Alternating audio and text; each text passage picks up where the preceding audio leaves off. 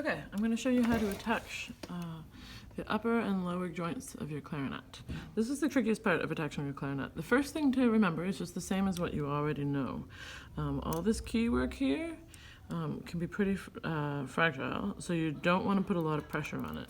When you're putting it together, touch as little silver as possible. It's impossible to do it touching no silver, but try not to touch a lot of silver. And the most delicate parts are these rods, especially the really long rods.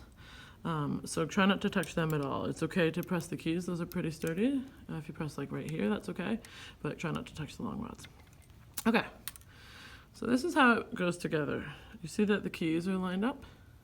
But before anything goes together, I need you to know how you can go wrong and break stuff. The reason this is a tricky connection is because there's a lot of keys that stick out over the edge in both directions on both of these sides. And if you jam them together, they can easily bend and cause lots of problems. So if you're not paying attention and you put it together upside down, you can break it. Also, if you're putting it together and you're doing a lot of turning and you turn it around like that, you can break it.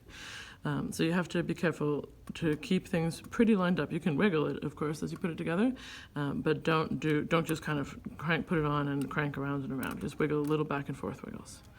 The other thing we want to watch, this thing here is the riskiest because it sits down really close and it has to end up over this part right here.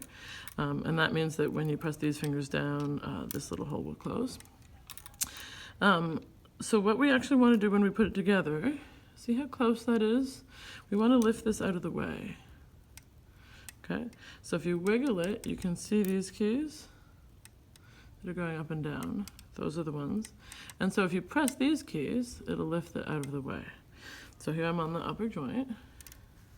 I'm going to press these keys. I actually like to press it with my ring or middle finger, sort of as if I was playing it with my left hand. So press them. And then that just pulls it slightly out of the way. And then being careful here, and I'm trying not to press on as a little black as possible, and I'm really not squeezing the rod. You can't tell, but it's out of my hand there. Let's see if I can show you. It's hard to show on the camera. There's space there, so I'm not squeezing that rod. And I'm just gently, without too much turning, I'm pushing it together. To tell if it's lined up, you can look and see if all the fingers are lined up, but what I like to do that's even more precise is you look at this connection here, and the two parts of it should be lined up. The bottom one has little wings that go out, but the two bits should be nicely lined up.